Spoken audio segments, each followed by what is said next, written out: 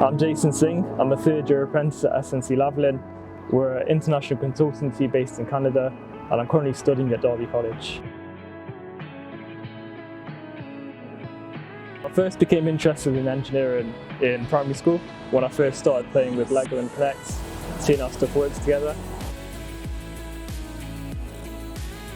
I'm doing a course in mechanical engineering, a bachelor's, and I also work at SNC-Lavalin as an apprentice.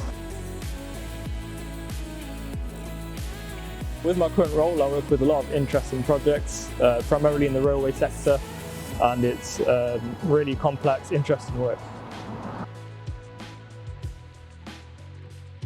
I enjoy the flexibility whilst working at Derby College, also the company paying for it, so it's free tuition, and also the tutors are very friendly and help with coursework.